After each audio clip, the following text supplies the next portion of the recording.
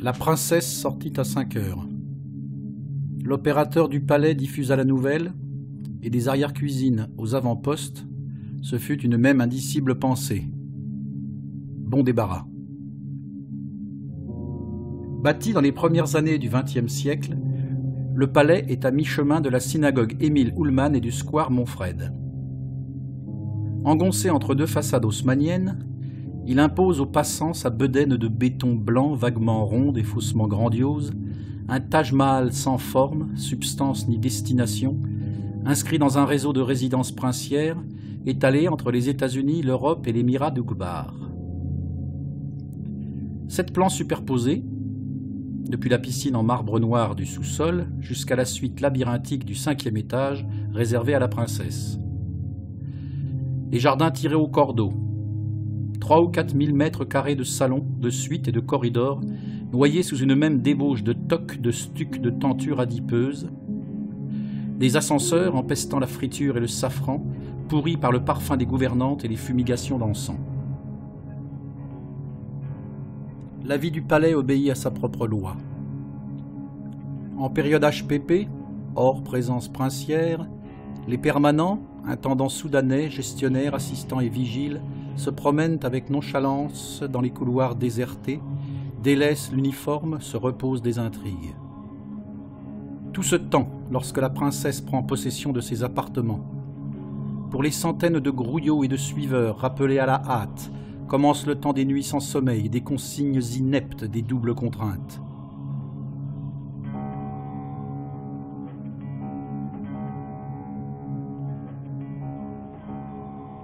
Le chauffeur de la princesse, qui se fait appeler Miguel, est algérien. Au palais, aucun chauffeur princier n'est maghrébin, surtout pas les maghrébins. Mais Hamza a l'iris délavé et une peau blême, ce qui l'avait encouragé à se présenter sous un prénom latin à Othman, l'officier supérieur de la princesse, et à s'inventer une honnête ascendance espagnole. Chacun, s'il veut conserver sa place au palais, doit biaiser, se dissimuler, maîtriser les masques.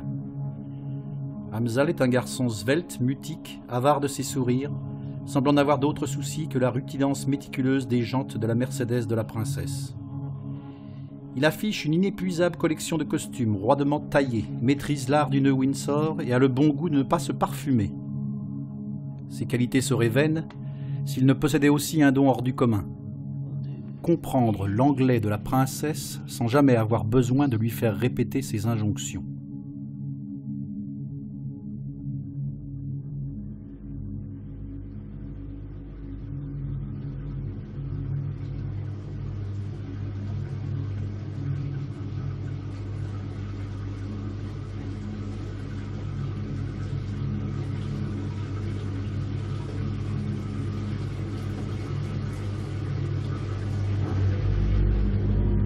Il en est ici comme d'une forêt.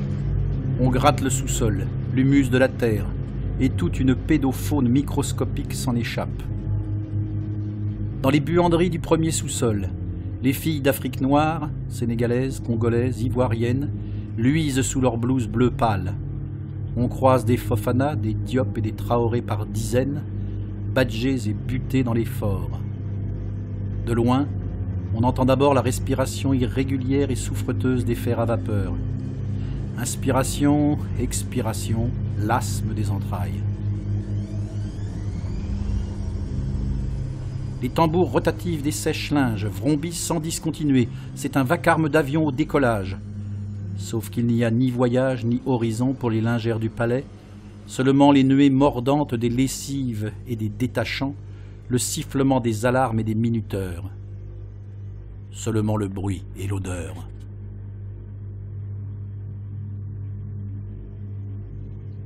Un long corridor sépare les lingeries des cuisines, deux mondes souterrains et surchauffés qui ne se croisent pas. Le contingent des cuistots se recrute parmi les Pakistanais ou les Bengalis. Ils sont une trentaine de braves garçons interchangeables, sans titre de séjour ni nom de famille, logés on ne sait où, payés à la semaine ou à la tâche. Ils entrent au palais par une porte réservée, puis suivent un escalier étroit qui s'enfonce exclusivement vers leur enfer quotidien.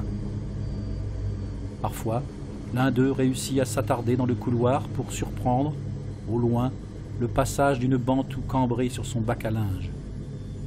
Puis il s'en retourne, les yeux brûlés par tant de beauté, vers les fourneaux du palais préparés sans entrain des beignets sans saveur.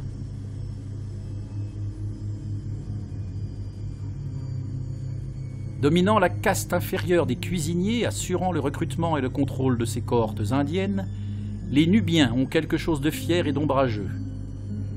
L'intendant du palais se nomme Abou Ahmed. Sur chacune de ses joues, 5 larges scarifications rappellent qu'il est né dans le désert du Soudan. Il domine les autres valets nubiens par son rang et sa stature. Le palais est sa maison. Il en connaît les moindres interstices, l'alimente en hommes, denrées, rumeurs. En période princière, Abou Ahmed réduit son sommeil au minimum vital, trouvant toujours une raison suffisante pour ne pas prendre de repos. Dormir, ce serait déjà trahir. À qui veut bien l'entendre, Abou Ahmed clame qu'il mourrait pour la princesse. Pour l'heure, il se contente de l'engraisser, courant des cuisines au salon, poussant des plateaux saturés de mets étrangement replets, samoussa trop riche au curcuma, cuisses tortueuses de poulet parfumées à la cardamome. Les femmes de chambre font le lien entre le sous-monde invisible des lingeries et les étages supérieurs. Selon leur degré de proximité avec la princesse, elles relèvent de 2 catégories parfaitement distinctes. Les Marocaines constituent les équipes périphériques, autorisées à n'entrer dans les appartements qu'en son absence.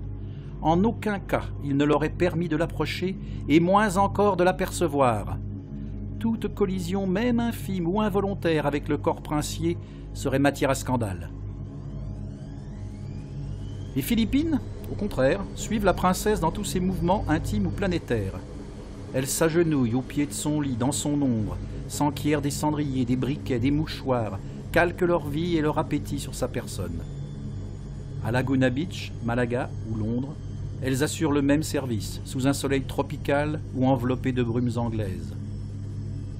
D'ailleurs, qu'importe le climat, puisqu'elles ne sortent jamais des résidences climatisées, sinon pour transiter de l'une à l'autre. Ces employés modernes peuvent toutefois faire valoir leurs acquis sociaux. Tous les 4 ans, on les autorise à retourner sur leur île natale. Le congé dure 6 semaines. Celles qui sont mères retrouvent leurs enfants confiés aux cousines. Les célibataires se regardent vieillir. L'une d'elles, Fleur de Lisa, confie parfois dans un sourire exténué « My holidays come soon, in 2 years ».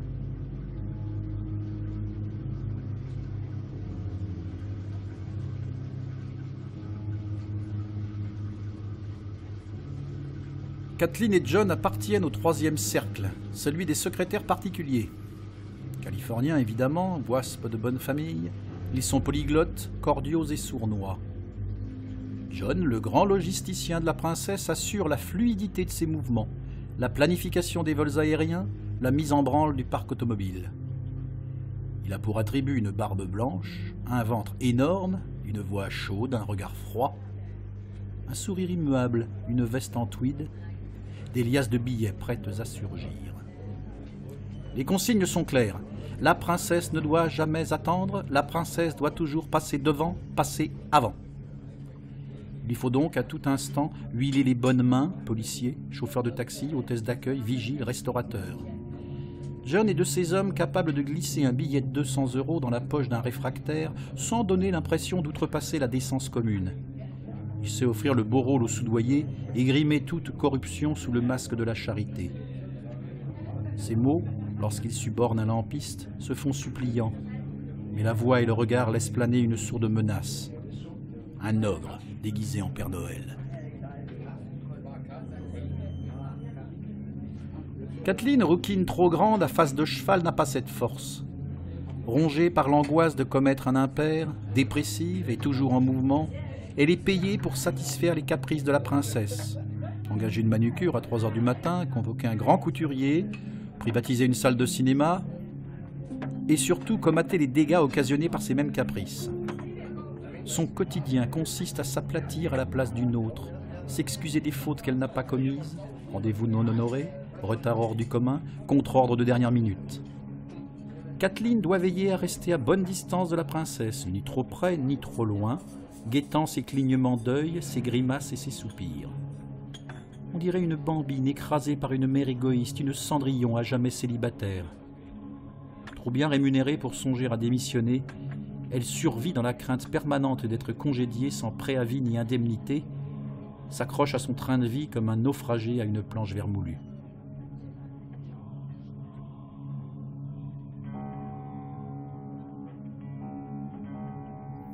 Kathleen a beau vivre dans l'entourage de la princesse, personne au palais ne la craint vraiment, puisqu'on la sait exclue des confidences et incapable d'exercer la moindre influence.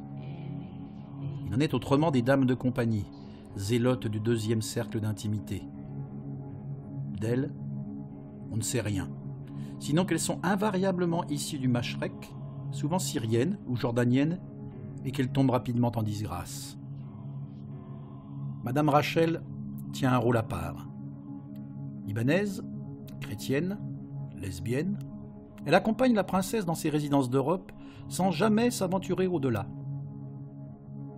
Elle passe une partie de l'année à patienter dans un appartement de Notting Hill, dans l'attente d'une mission, à la durée indéterminée, en France ou en Andalousie. Elle s'installe au palais une journée pleine avant l'arrivée de la princesse et commence aussitôt l'inspection générale. Madame Rachel est l'œil de Moscou, la seule femme susceptible d'arpenter toute la maison, suite princière ou vestiaire du personnel. Rablée, cheveux noirs et courts, teint d'opale, elle marche à pas de chat dans les couloirs, passant d'une pièce à l'autre sous les prétextes les plus divers, à la recherche d'une bévue à sanctionner, un comportement à signaler, un employé à humilier. Se brouiller avec elle, c'est signer son propre renvoi. Ceux qui s'accrochent à leur poste se perdent en amabilité et en petitesse, achètent son silence à grands coups de sourires douloureux et de courbettes. Les purges sont régulières et souvent collectives. Pour une vétille ou un malentendu, on congédie une équipe de lingères, de cuisiniers ou de chauffeurs. Les remplaçants, ignorant des usages de la maison, multiplient les erreurs, plongent les petits chefs dans l'angoisse et l'incertitude. Parfois, un simple soupir de la princesse ou un haussement d'épaule mal interprété dégringole à travers les étages du palais et fauche au hasard 2 ou 3 employés modèles. Dushan se souvient de cette femme de ménage, Fatima, remerciée au bout d'1 mois de service impeccable. Il l'a surprise à genoux, suppliant Madame Rachel qu'on s'en remette au jugement de la princesse, un peu comme ces généraux soviétiques emprisonnés qui en appelaient naïvement à l'arbitrage de Staline. Il a vu les officiers expulser la pauvre Marocaine sans ménagement, les agents de sécurité la menacer avec une bombe lacrymogène. Bien sûr, les supplications ne parviennent jamais aux étages supérieurs. Au palais, il n'y a guère que les médisances qui s'élèvent.